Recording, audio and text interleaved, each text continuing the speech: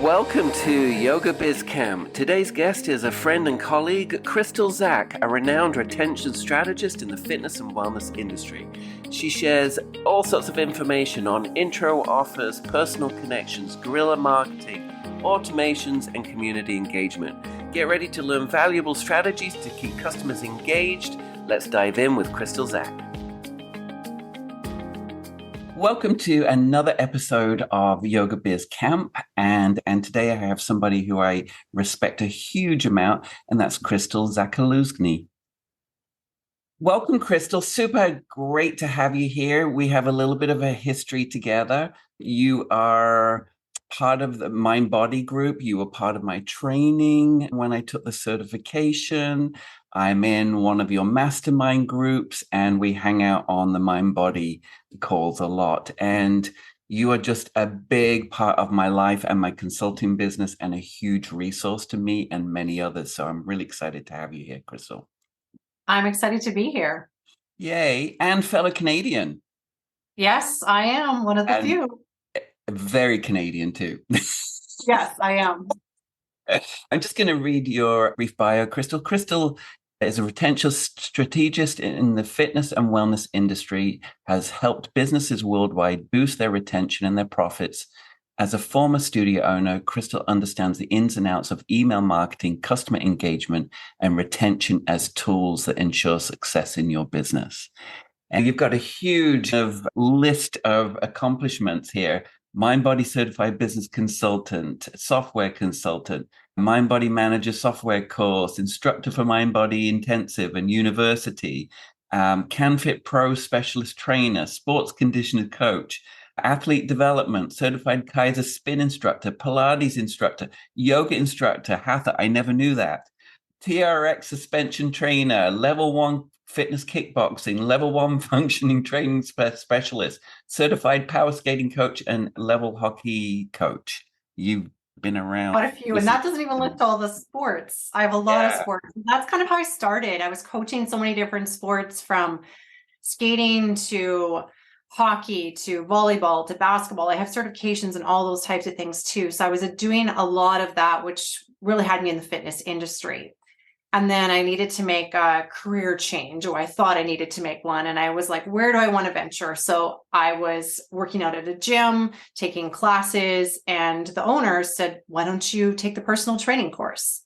So the rest is history. I took the course. I was still working full-time on the side. I was the personal trainer, eventually left my full-time job and just went into the personal training. Plus, because I had the hockey side of things, I then started to train teams. So I was training WHL teams, AAA teams. And so then I needed a space to train those teams because I was renting school gyms and it was at odd hours. And what could I do? So I decided to open up my own business. So my business it was called Double Shift Conditioning. It became a fitness studio. Plus, it provided me that training space for all the different teams that I was working with, which then led to basketball teams and this team, plus the general population that came for classes. So it really just exploded all at once. I loved still working with the school groups and athletes and everything, but then grew my team to a team of 16. Ran two businesses at the same time because I had the hockey business in addition to the fitness studios. So I was one busy person for quite a long time. Yeah. And for those folks that don't know, hockey's really big in Canada. Yes. Which makes me that true Canadian, like I said, really Canadian. And live and breathe it. And yoga classes, in my experience, yoga classes go down on hockey nights. Do they? Yeah. Big time in Canada. What was the transition? You did all of this, you're working with teams. How did you become what you're doing now? So I became a consultant almost by default. I broke my leg on the job in 2015 while I was coaching hockey. So I was away from my business for 4 months, which I could attest. I had all my systems and processes in place because it ran without me. I couldn't even physically get to my business. Ended up having lots of complications with the legs. A long story, a couple surgeries. I ended up just closing my business. I couldn't even walk. Right. I chose that I needed my health over that. So that kind of led me to some rehab and everything with my leg, got back to my legs all good now, but I need something else to do. I was like, I still want to be in this industry. What can I do that's not the physical part of things? Yeah. Which led me then to the consulting. I waited. The course wasn't even ready yet. It was in beta. They had me on the list so that as soon as it was dropped kind of thing, I could get in. And that This was was the 2017. mind body. Yeah, the mind body consulting course. So that was 2017 that I took that, and I've been doing the consulting ever since. And so can we talk a little bit about what type of clients that you work with mostly? Sure. I mean, we're on a yoga podcast today. I know Yes. that part, but you do have a big variety of types of clients that are attracted to your services. And I think that's evolved over time. So when I first started, it was mostly fitness. That's where I was comfortable. So fitness meaning yoga, Pilates, a gym. And over time, that's evolved just as I've got to be more involved with appointment-based businesses. So now I do have clients that are the wellness, the spa, the medical spa. So a different type of customer as well. Whoever I'm working with, there's still marketing, sales, retention, all of those different strategies that are applicable, whether they are wellness or fitness. Yeah, it's just a different class base is just a different strategy than an appointment base. True. Yes, it is for sure. But a lot of similarities. We still need sales. We still need retention. We still need marketing. We still need communication. Yes. And I love each customer that I work with because it brings something different to the plate. Yeah, yeah. And so now I feel like I've watched you over the years, and I feel like you've honed in a little bit more on where you specialize. Yes. Can you talk about that? And I think that happens with a lot of us. We try to be a bit of everything at first, but then we really realize what we're good at. And I think when you niche down on what you're good at, it just amplifies everything. And that's where the retention has come in. And I love the sales part. I love conversion, everything, but I just really feel that there's so many opportunities with retention. You know, that contact list that you have that is maybe 10,000, 5,000, 20,000. We don't have to market to them. They already know the name of your business. So reach into that group and just retain them, keep them. So whether we're retaining them and all the strategies in place for that, or we're actually winning them back if they haven't been around for a while, just working within that, because there's no marketing dollars that have to go into that. We just have the list. Yeah. So I always say with people, it's either money or energy. And right. So because some people don't have a lot of money to put into marketing, but you have time and energy. And some of that is, it doesn't always have to be about spending $10,000 on a Facebook ad campaign. It's like being really smart and strategic to what you've already got and a little bit more guerrilla kind of marketing. Oh, yes. I'm very guerrilla. I love all of that because coming from owning my own studio, I know what it's like of not having the dollars to spend on the marketing and being able to then go, okay, what can I do? That's guerrilla marketing and strategies that I can keep the customers for long term versus having them leave and now I've got to market again to bring someone new in. So let's talk about that, because that is I say that people spend all this money on trying to get people in, whether it's postcards around town, whatever it is. There's a lot of energy, ads in newspapers, whatever, to get people in the door. But then when they're in, the leakage, I call it leakage. It's like all these little bits of leakage happen where we don't pay attention to some of those things. So let's talk about that. First of all, let's talk about the guerrilla part. What did you enjoy? Anything in particular about that scrappy guerrilla phase of where your energy helps get people in the door? Anything worked really well there? Getting them in the door, even some of the small things that my studio would do was sidewalk chalk.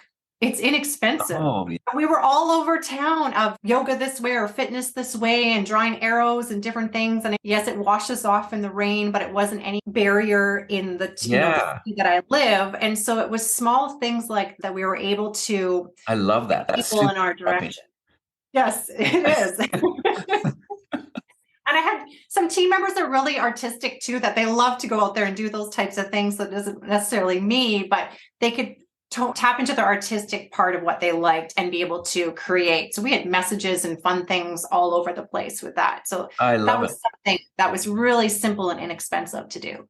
Yeah. I think my strategy was always building relationships with the like-minded businesses worked really well with me. And that was me going to the health food store or the massage therapist and knowing them by name, and a monthly visit of, hey, here's the updated brochures, here's the updated schedules. But I also did it the other way where I had a community corner. And, where, because in our business, we refer a lot of people out to physiotherapists and massage therapists and what have you. So I always had a community corner where I gave back to them as well. And that worked really well for me. That's awesome. My crowd was actually school groups. So I would go into each of the schools. I wasn't allowed to solicit, like, here's marketing or different things from them put out, but I could go and talk to the physical education teacher and say, here's what I have for programs. If you're interested in bringing your students, or I can come to you. So I really set up this relationship that filled those downtimes in my studio. Right. 1:00, the 8 a.m.s, the small time. Like, I wanted to have every hour busy. And that was my way to do it, was to bring those groups or me go to those groups. Right. I taught those groups. I did all that stuff. The local groups came. It was hard. Oh, it's energy. The attention span is like when doing a leg stretch and all the hockey boys, and then their leg goes out to the side with a strap and they just start kicking each other. And yes. And I worked with a lot of high school groups. It was amazing. I always had a funnel of people who wanted to work at my front desk or be my cleaning staff. All the time. I wait lists. Basically, people would leave their resume, like, if there's any opening, let me know. And I knew what type of person they were because I've interacted with them over several classes. And if they were late, like, that wasn't my potential hire. So that helped me so much hiring. So they weren't kicking the kid next to them. Sometimes, but I wasn't hiring that one. So we get them into the door. What are you seeing now as far as we're trying to keep them? All right. So we've got them in the door. Usually in a class-based business, it's usually through an intro offer or a half price, or there's usually a deal for the first period, 2, 3, 4 weeks. So that period, I love that period. To me, that's the sexy stuff. You've got to pull all the stops out. And I think back in our day, Crystal, when we had our businesses, we didn't have the automations that we have now, right? So it was all handcrafted emails. Everything was very done quite manually. But we've come a long way now with the software where we can have now all these great automations through a funnel. Yes. You talk about things that you see that work and things that you don't see work during that period. I see sometimes over communication. So there's almost too many communications in that time. And I also see a imbalance. So we're not seeing a balance of email, text message, phone call, and in person. Yeah. Okay. So often what's missing is the phone call. People aren't comfortable with that. Yeah. And the phone call is so key, just because we interact with that person one-on-one. We can solve that in person, but it's that personal connection. And I feel like that's sometimes the miss. So we have to have that combination of, let's not over communicate, but let's make sure we're effective in each of those communication methods. Yeah. And I think at the same time, you probably see this, there's the opposite side of things where the studio owner is afraid to over communicate because they don't want to lose people. And so we really get everything crammed into one monthly email newsletter that everybody gets. And we want to make sure we have that dedicated sales funnel with the appropriate, and are often offering all of their pricing options instead of just what's your main pricing option, that amazing membership that you have. That's what you're trying to sell. And that should be the only thing that's listed in the sales email. Down the road, if we feel we're going to lose them at the end of that intro offer, now we can talk other offers, maybe your 10 class pack or whatever your offering is, but just really push for that main membership first. So for the listeners here, the process would be great intro offer.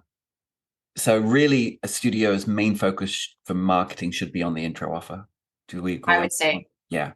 And then it's about having one great thing. The goal should be in a class-based business usually is to build monthly membership, right? Yes. And so if we only have that as the focus, and then everything else, 10 class packs or 1 class a week deal or whatever, is a downsell, right? If they don't take you up on It's still an opportunity because we want to have that mix. So if we have 10 new customers on the intro offer, we know only 5 or 6 are going to purchase. So not everyone's meant to be our customer. And of those 5 to 6, half of them are probably going to get the membership. Half are probably going to get a 10 or a 5 punch pass, whatever you offer. So it's that mix of it, because I find sometimes people are like, if I don't sell a membership, it's a fail. No, sell them a punch card or something to keep them there. So how can we convert them to stay for the long haul? So having that balance, I think, is good. It's just knowing that we're first really going to focus on the membership and don't clutter up the email with, here's our 20 different pricing options. So I had a private with you last week. We had a mastermind group, and I was the only one that showed up that day. And so I got a private, and so I had a particular scenario with a client, and I got to pick Crystal's brain for about 45 minutes. And one of the things during that process was that's becoming more and more prevalent in my work with my clients is finding out the client's goals at the beginning. Yes. And so there are ways. So mind body, I mean, we both work with, we're talking about mind body today, but we both work with pretty much all the softwares out there. Yes, various ones. Yeah. But there is a way in mind body, and probably in some of the other softwares, where you can turn on a feature where they have to, in the sign up process, answer what the goal is. But then we can take that one step further into putting that into automated, custom-based marketing to that client around that particular goal. We can, and that's using the client indexes. So a client index is basically a question is like, what is your reason for visiting? And then we can have all the answers. So maybe it's de-stress, it's increased flexibility, it's lose weight. Then we take those and those answers, and now we can funnel particularly to that answer. So if someone was saying they wanted to increase flexibility, we can have a whole automation built around that.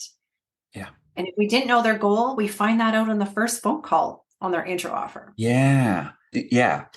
Okay, so that's great. So I just think the goal is becoming more and more important in messaging. And I feel I'm having that conversation more than I ever used to. Are you finding that as well? I really focus on that because I don't want the first phone call to someone on the intro offer just to be, so how are your classes going? Yeah. I want it to be, why are you here?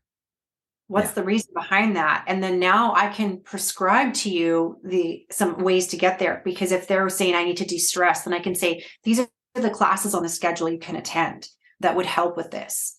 And give them particular, here's where you need to head, or we would recommend you come 3 times a week to achieve this goal, or 1 time a week. What does that look based off of where they're actually headed? And can I book you into your next class while we're on the call? Yes, exactly. Well, concierge concept is what we need. Well, I think that is the thing, right? It is the VIP concierge. It's find out the goal and then deliver up the messaging, but also in that nurture sexy time, it's about getting them into the right class with the right teacher that's going to help with their goals. So if somebody's coming, for example, and they want to de-stress and lay around on their back, but you're sending messages to about a hot, sweaty class where they're going to burn all their energy, that's just... doesn't match. It doesn't match. So I really love that. And so you're in that scenario, we're talking about mind body, that would connect into marketing suite where you can set the triggers off. Yes, for sure. That you could set based off of how they answered the de-stress, increased flexibility, whatever their goal was, then you could trigger all of those types of communications off of that. Plus, give that as a reference in your client profile before you actually make a phone call. Yeah. So where in the process are you making that phone call? Usually week 1. Yeah. Week 1, and there's no talk of pricing. There's nothing to do with that. We're just finding out what their goals are. How can we make sure they're booked for their next classes? Again, that whole concierge experience so that we can, because sometimes they've only come one time and maybe it wasn't with the instructor or class style that suited them. And so we can make other recommendations. And I used to find we had spin at the studio that I had, and sometimes people just didn't have their bike set up properly, or their pelvis was tilted the wrong way. And so we would talk them through that so they could come try another spin class, because they weren't aligned. And I didn't want them to shy away from it just because of that one experience. Yeah. I love that. So we've got these automations, we've got the personal phone calls. And I think we went a little too far a couple of years ago of going all in on automations. And I feel like this year, 2023, more conversations are yes, automations, because I think we got excited about them 2 or 3 years ago. And Yes. yes, automations, but it's the personal part is really important. I had one of my clients said something to me which was very revealing when I was talking about the phone calls, and the client said, "Yeah, but I don't have a connection with that client." And I'm like, that's such an interesting thing because even if you grow, it gets a little bit more complicated. So for me, what I'm seeing now is like, how do we keep those touch points of personalization that can be done across the board? So, for example, we have 5 different people on the front desk during a week making those phone calls. How do we make that seamless? So there are tools to help with that, right? There are, and even my staff had scripts that they could use, right? And you're not going to just read them verbatim, but it gives Yeah. them a guideline of how to start that conversation versus it just being a free for all, right? Yeah. You want to make sure that there's some guidance. And because not everyone is comfortable talking on the phone anymore, we've lost that skill. So maybe not everyone on your team is suited for that, or they need to role play and Yeah. practice to be able to make those calls meaningful to that Yeah. customer. And sometimes they turn into 20-minute conversations. It's amazing. Yeah. It's not just phone calls, right? So now we've got all these great automated texts. So another scenario I'll talk about is we've got this fantastic automated text. They've come to their first class. This text goes out saying, "Hi, it's such and such from the studio. Love to find out how your class was." They come back and say, "It was awesome." And then I'm looking through those files of the text and I'm like, there's nothing after that. Yeah, we need to respond to those. They're Right. expecting So a we can response. have all those great tools, but we have to me, I call that sales by chat because it is about relationship and a conversation, right? And so you have to keep that going to I love direct that. the right. Sales by chat. You should coin that. It's already done by a few coaches out there. Like, but it's just, I'll give this another scenario where a coach that I work with that calls it sales by chat. It's the same thing when somebody comes onto your Instagram account that is a potentially great. Usually we just, oh, got another follower, great. Yes. But Welcome them. Yes. Reach right. out to them. Welcome them. Thanks for following. Is there anything you want to? It's start a conversation. Anyway, but it's the same thing with all these automations of text. Like you don't just let them stop, right? Like it has to be going somewhere, and that is to help them into the right class, the right style, so that they see value in your studio. Yes, for sure. And it can be as easy as a thumbs up, an emoji, whatever, as a response, just to keep the conversation going too. Yeah. So is there anything on that first period, that intro, anything you see where people are really hitting the mark or really missing the mark, like a common thing that they're I just think not turning on? Or if they're very consistent, I think that's where they see that success, right? And knowing that you're going to get no's. They have to be comfortable with that, yeah, that we're not, everyone's meant to be our customer. Like I said, if we've got 10, 5 or 6 are going to stay with us, not all of them. But we need to also be dialed in of like, how interactive have they been? If we get to week 4 in a 30-day intro offer and realize that customers only come one time and we haven't reached out to them yet to check in, find out what's right. going on, we have a miss there. So it's making sure those customers are coming at least 2 times a week to experience what your business has to offer. Yeah. Yeah. So again, that goes back to week 1, I think. It does. And Right. we'll see that track. We track every single name that comes in. And when I had my studio, my membership advisor did that. Every single name. We knew exactly who was on week 1, who was on week 2, who was on week 3, or depending on how long your intro offer is. Totally dialed in. She could name them off. I could name them off. We met every week for her to go, okay, here's where we're at. This person gave me this objection. How do I handle it the next time it comes my way? So we could practice and prepare. And sometimes I was learning as I went too. I had never heard that objection before. And how could we handle that in the future? Yeah. So if someone has got their software quite often because you're a software geek, but you go in there and you see a whole bunch of things that they just are not turning on that could be as simple in a software marketing suite as turning it on. Yes, you're What are right. you seeing? What are you seeing? What could you advise a lot of people to turn on that have a automated system that they're not even? I think it's to use the contact logs would be the main thing, because then I could schedule out all my calls and even assign them to who's at the front desk. So if I know that James is working on week 3 and that I could assign that call. So you can have that whole sales funnel built out in there.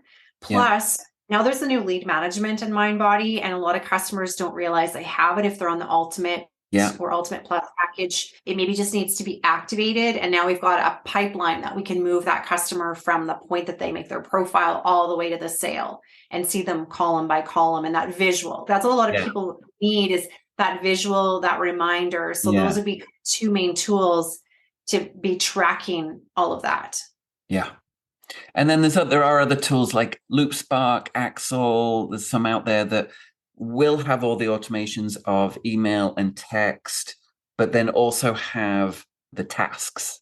So you can set up tasks, right? To-dos or phone call reminders or anything. So a lot of those programs have that. So then you've got those reminders for whoever on your team needs to create that. And some of them even allow you to assign it to a team, which is great, because now our team changes. We don't want to just assign it to, it can be like the front desk team or the sales team is managing that. And we're able to allot that and assign it to the team, and whoever's working that day can then take care of it. Yeah. I think that's the magic right now, is trying to figure that part out, right? Because we quite often have multiple people on the front desk. So if we can put that bucket in so that people log in on Tuesday and know what needs to get done that day, and we have a system to track that, I think that's genius. And I love LoopSpark for that. Are you seeing any other tools out there that work like that for you?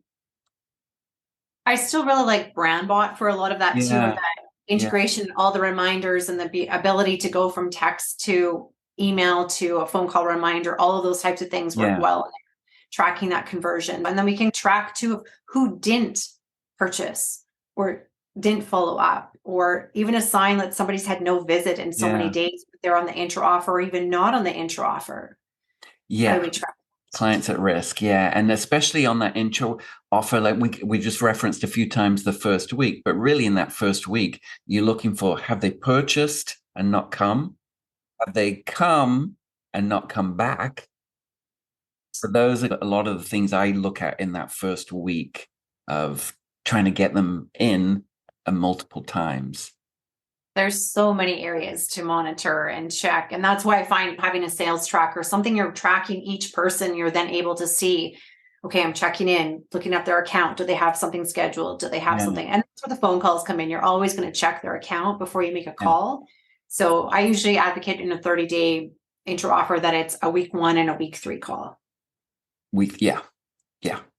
And I agree with you that I see some people out there educating people on funnels of communication, and they're talking about price and sales in week 1. Stick till the end and we're going to have this great and I'm like, that's too soon. I haven't even got my bare feet on the floor yet, right?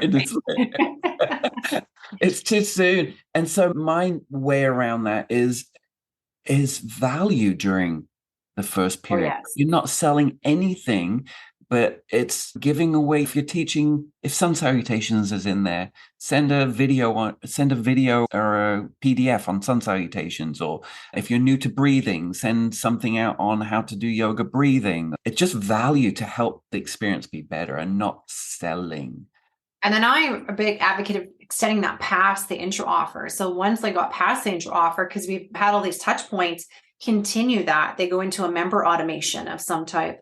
And now you're texting and emailing and phone calling again at different points of that member journey of, here's a recipe, here's a video, here's a PDF, all the value adds you can have so that you retain them for the long haul. Yeah, because it's a relationship, not a sales pitch. Right? Yes. It's like communities built on relationships, and it's about people walking in and knowing your name. And I'm seeing right now people talking more about community again. Which I love. Yeah. Because to me, that was the entire basis of my entire business was built on community and people feeling welcome. And I think that's where, when we show a lot of love at the intro offer, now can we extend that, and what does it look like? So I like to look at, what are all the ways we can engage that customer? Is it recognizing their birthday? Is it recognizing how their anniversary, how many years they've been with you? Is it recognizing a milestone? So 5 visits, 25 visits, 100 visits. And it doesn't mean we have to give free classes or prizes or rewards for any of these things. It's just the recognition of it. Yeah, I was just on one studio owner I know. I'm watching her on social media, and they've had flags printed up with 100, 500, and then she wrote, "We didn't think we need 1,000, but they're at the printers right now." But it's, the posts are people holding up their 1,000 visit flag, and so they're collecting these flags. Which is amazing. And now that's great social media. You can put that in your newsletter of who's just made it to the next milestone club. And mine too, I had the visual at my studio of stars, just staples, or stars from Staples, that I just put their first name and their last initial, and then it was under the 100 club. And then I made a big to do when I was moving that star from 100 to 200. Someone in class today is moving to 200. Yeah. Who might it be? And the suspense, and then the whole group cheering and applauding. Like, that was so exciting. Yeah, I love that. I super love that. All right, we're going through the journey here. We're at the end of the funnel. We need to try and keep this relationship. Any techniques there towards the last week? The phone call is the week before. Yeah, week 3 is when you're trying to make that sale. And if they are not interested in being a member, now we're giving them those other options. They can even make that purchase right then. The idea is, let's sell it to them now so they can go ahead and keep on booking, because they most likely have found some classes they enjoy. And if you're a busy studio, we want to make sure they can book those classes ahead. So that's a selling point in itself. And often a lot of us have an upsell. We have that membership pricing option that's visible to everyone, right? So say it's $199 a month. Yeah. And then if we purchase while we're on the intro offer, we can get that for $179 a month. Yeah. But only while you're on the intro offer. So we create that urgency. And so we're able to then have something that's an upsell for them, an exclusive rate, as I like to call, which allows them to then become a member. Yeah, I love that. I really like that strategy. MindBody makes it a little bit difficult because you've either got to manually discount it or promo code, or BrandBot has a way. And I often just have a separate, for selling it, if you're trying to sell it online, right? So I'd often have just a separate contract. You can set it, but it's only visible to those on the intro offer if you're using the membership icons, but they have to be logged in is the key. That's where the complication comes in. They must be logged in to see that pricing option.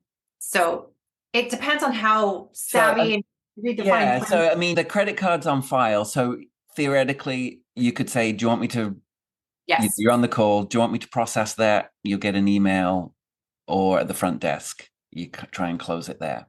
So you've got either or. That's where on that week 3, you're trying to just make the sale. I'll set it to start as soon as your intro offer is completed, but we'll process the payment now. And you want to do the payment for the reason of, now it pulls them out of your automations.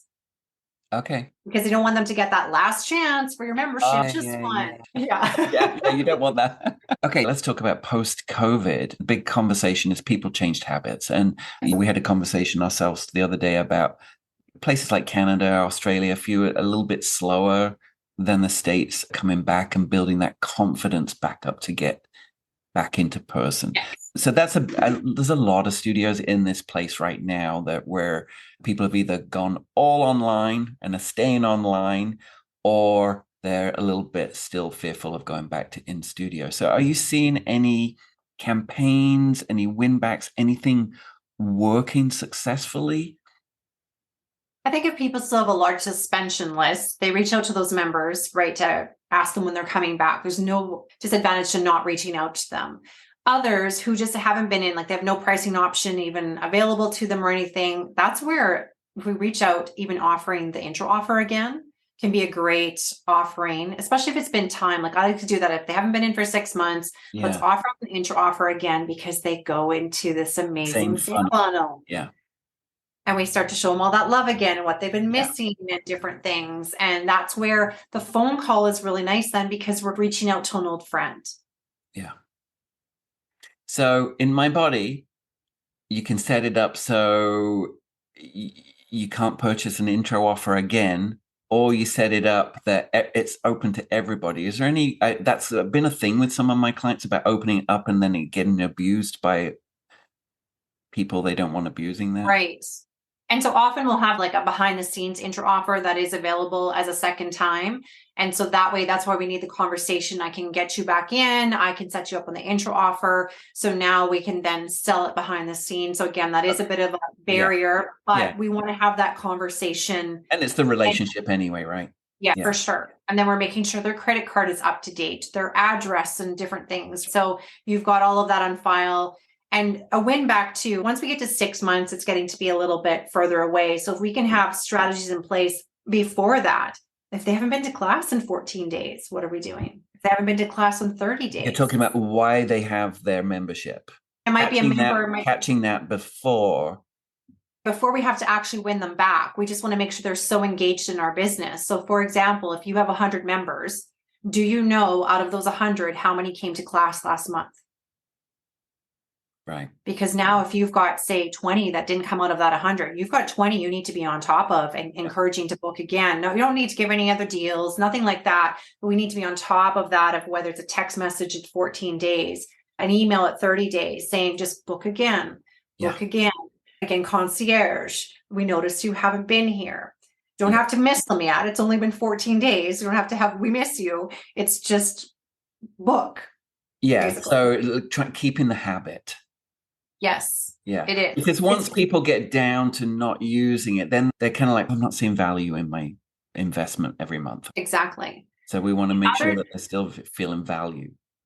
The other thing I'm seeing as an amazing win back right now is looking at everybody who has unused credit. So maybe they have a class, like a class card or something. They haven't been in for a while. You phone them and you say, it's not a sales call. It's, hey, James, you have 3 visits left on your 10 punch card and it expires X date. Yeah. Can I book you into a class this week?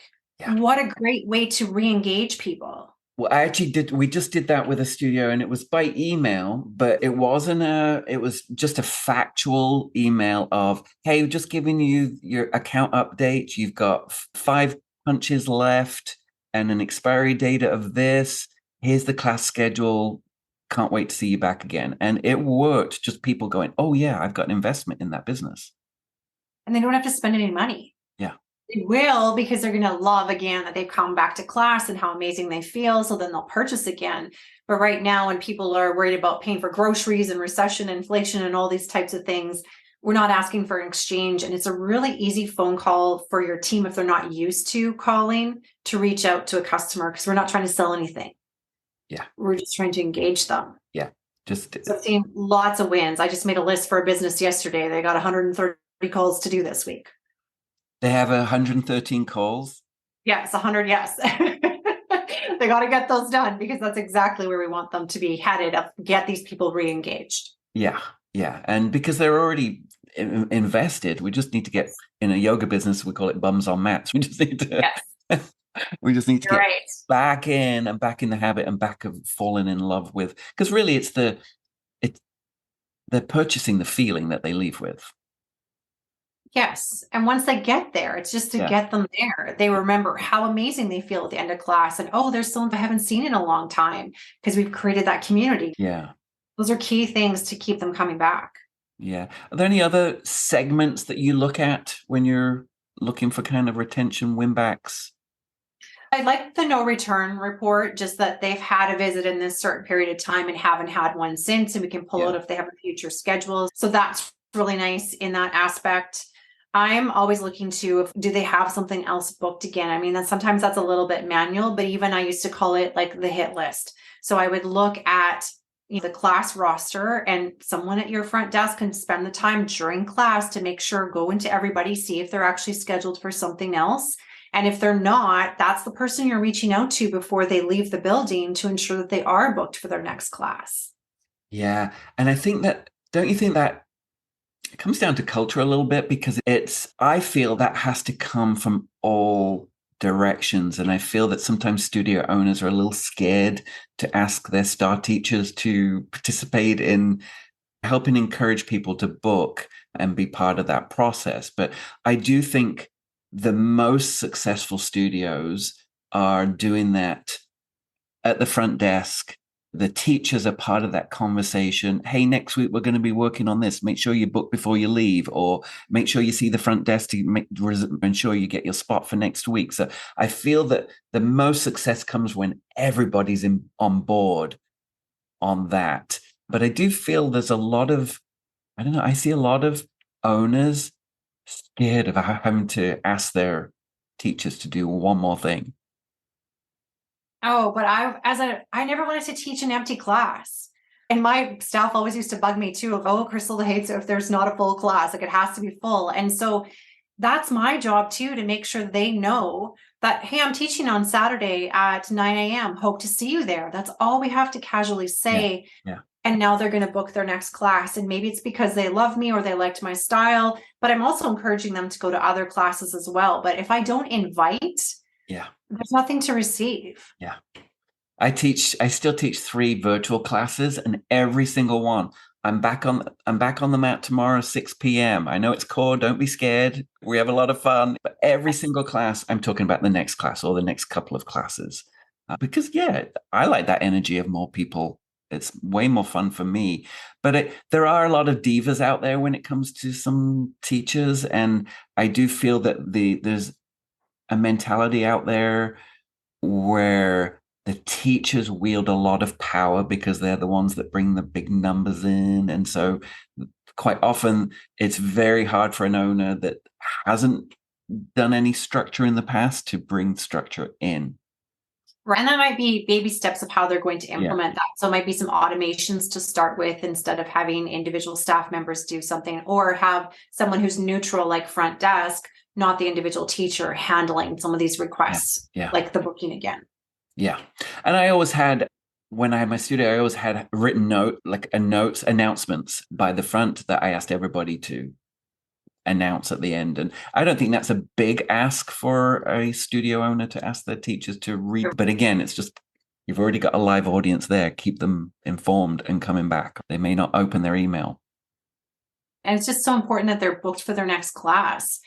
I just feel like and I see that whether it's wellness or it's different things too, it's like, make sure they're always booked for their next opportunity with you. And if they're not, help them do that. Yeah. Yeah. And that's throughout. That's not just the intro offer, right? That's just creating that habit with people. And yes. Well, and that's why I love to do things if they haven't had a visit in 14 days, that there's a text message that goes out. That's, when do we expect to see you for your next class? Just very simple, right? They're more likely to engage in those types of things of, oh, you've noticed I haven't been there. Even though it's automated, it can still sound personalized, or that you are reaching out, or this whole hit list idea of checking the class and seeing, okay, who isn't signed up for the next class and why? I'm just going to pull up my Instagram here because I posted a text the other day that I thought was the perfect intro offer text. 2 seconds here. Hey, Michael, this is Nathan from XX. I just wanted to personally welcome you to our studio. This is my direct line. Is there any information I can get you or question I can answer for you? Excellent. I love that. I literally posted that on my Instagram. I'm like, steal this. Because think about that. It may be an automation. The first one is probably an automation. However, if you respond, the next one is not going to be an automation. It's going to be a real person. It is, a person behind the scenes. So that's where that sales by chat you mentioned is so integral. And it may not be Nathan that you're speaking to. True. Right. And it's keeping it simple. That wasn't complex, was it? No, it's super simple. But what got me on that one was how personal it was. Yes. So I'm the face of my studio, and I am welcoming you to this. And I think that's important for a studio owner to have that welcoming feel. I just had one of my studios who is so scared of going onto camera. I just had her do a video of a walkthrough of her studio. And she's not speaking. She's just literally showing me through it. And she showed it to me this morning, and I got goosebumps from it, because it's like, that was her showing off her studio. She may not Yeah. like the camera, but nobody's going to show it off as well as you do because you're so involved and you own it so well. And anyway, it's personalization and community and connection. That's awesome. More videos to come from her. So, what are your favorite tools right now? You're working with all the different softwares, and it depends what you're. If you're with Fit Degree, you can use Fit Degree works really well with Loop Spark. MindBody works well with MindBody, its own marketing suite. Loop Spark, Chatbots. but what's your kind of favorite combinations these days? I don't know if I have necessarily a favorite tool in that aspect. It's just about whatever email marketing platform or CRM you're using, that you're using it well. Yeah. Because there's so many disconnects of, even if you're using a constant contact, do people know you can set up automations in there? Yes, you have to manually dump the customer into that automation, but it does the work for you after that. So you can make anything great as long as you're Yeah. using it to its Yeah. intent. So I think that's good advice, right? Because I think the automations, I mean, we're probably under $200 usually for an automation. And I think that used, you can make it pay for itself and then some. Yes. Oh, for sure. And it's endless of what you can do with a lot of these, but or people will set up and then not update at certain times. There's just so many key things that no matter what tool you use, if you make the most of it, it's going to benefit your business. Yeah. And so also what Crystal spoke about there with constant contact was you can do base integrations with most of the softwares like MailChimp or Constant Contact, where I think at a base level, it can trigger off when a purchase is made kind of thing or an account is created. But it's not, then all your other automations are not going to trigger off based on the behavior in your software. Right. So it's a little bit more manual for $30 if you've got the, like we said before, time or effort, Yes. money or effort. This way it is, you're not spending all the money, but you're going to spend a lot more time on manually doing lists and Yes. build outs and what have you. And So often that's a once a week task, right? Dump yeah, everybody into this. That's just purchased in the last week. And they're still will hit the automation in a yeah, great way. yeah. But it's not going to be as effective as all the triggers like birthdays and visits and things like that. That's the power of the Right. automated Yes. systems. And I think also now the lead generation and the buckets of touch points we need to be doing during that time now. I'm just trying to be cognizant too that everyone has a budget. So we want to make sure whatever Yeah. the budget is, that the tool they're using is effective for them, because they may think, oh, I have to use this and upscale to something when really they may not need to. Yeah, you may be able to do it for MailChimp for a couple of years until you build up enough, and then you can go, okay, I'm ready now to make the leap into the software. Yes, for sure. Yeah. All right. I'm going to ask you a few things about you. Something about you that most people wouldn't know. That I used to box. Oh, So when I had my fitness studio, I'm of course loving fitness. I wanted to work out somewhere else sometimes. So I drove to a neighboring city. I went to a private boxing club, hired my own trainer for there, and would go once a week for, I'll call it, was almost like a therapy session, because the de-stress that you can have with boxing oh is yeah, amazing. And the intensity of the workout, like I had to do the real thing of weigh in and weigh out, and sometimes would lose 3 pounds in a 1 hour workout. That's how sweaty and gross you would get. Then I got to the point that he wanted me to actually fight, like actually have a boxing match. And I was like, well, we're just going to keep this to like training and fun. But I like to still say that still got the boxing gloves and everything. So I have a similar story. do you? My dad, he was a barber, but on the side, he was a boxing coach. Cool. And I wasn't a sporty kid. If they did yoga back then, I would have been really happy, but it was all competitive stuff. Anyway, so I went and did training at my dad's club, and it was all fine. The mirror boxing, the shadow boxing, all of that stuff. The first time I got in the ring and got hit, I quit. This is not for me. All right. So your favorite business tool, website, or app? I think you probably know this one. MindBody. MindBody One. Ah, MindBody One. So I've been part of that community since 2017. I love it, from the network, the sharing, the strategy, the troubleshooting, whatever it is. And when we had monthly webinars, and I never missed one when we first started, like it was absolutely, and still is, an amazing tool where you can get help from others or learn from others, even if you don't want to post and you just want to read. Like I've met so many people just through, that's how, even going to Bold, people from Canada, Crystal from Canada, because they knew me through Mind Body One. Yeah, and for those that don't know what Mind Body One is a Mind Body's community site. It's a community platform where there's different segments and groups in there. And like we have a consulting group, and then there's the main feed. And yeah, it's people post their problems and people step up and it beats support, really, doesn't it? Because like you get a lot of different answers from people and a great dialogue and community. I have to admit, I haven't hung out there very much lately. I used to, but I haven't lately. But it is a great. It's collaborative. That's what I like. I'm not competitive. I'm collaborative with that group in that sense. So that's what people can get from that. What's your favorite personal fun website or app? Well, I don't know. Okay, so it's called, I've been trying to increase my typing skills. So it's kind of work related, but it's called Typesy. And so it's almost like gaming in some ways, because you've got your little exercises to learn how to keyboard and type better, but then it has all these games and fun things. So I'm nerdy about all this. And I'm like, well, I'm learning, but at the same time, I am having fun with some of these game-like things that are teaching me to type faster. Oh, that's awesome. Typesy. Typesy, yes. There's a little fee once you go through but it's worth it. I mean, you can only do, if you did 10 minutes every once in a while, you're still increasing your skills, but can do it in a fun way too, that it's like a break from work and different things. So that's the favorite that I wanted to share with you. Oh, that's awesome. I'll put that in the show notes. I'll link it to the show notes. Crystal, where do people find you? They can find me. My website is crystalzakconsulting.com.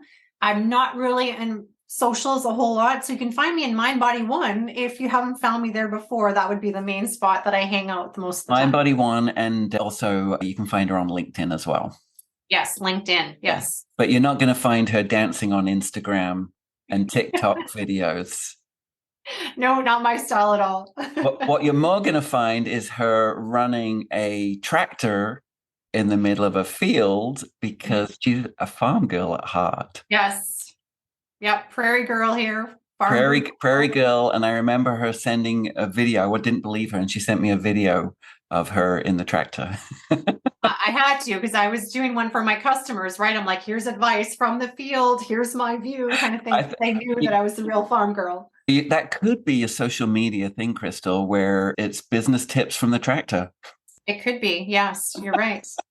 Thank you so much for being with me today. Thank you for sharing your knowledge and your story. And I have a huge amount of respect for you. You're a big resource. I come to you with a lot of questions, and I appreciate your knowledge and also your geekiness. When you learn a piece of software, you really learn it. And I have to say, I've been with Mind Body for a long time. And I dare to say you probably know more about Mind Body than most people working at Mind Body. Perhaps. I do dabble in software every now and then. Anyway, thank you so much, Crystal. And if anybody's interested in finding Crystal, check out the show notes and we'll link to her there. Thank you so much for this opportunity. Thank you so much. All right. Thanks, Crystal. Bye. Bye. If you are getting any value out of this podcast, I really ask you to help me out. And that's a simple thing as making sure you're subscribed, whether you're on Apple, Spotify, Google, Amazon.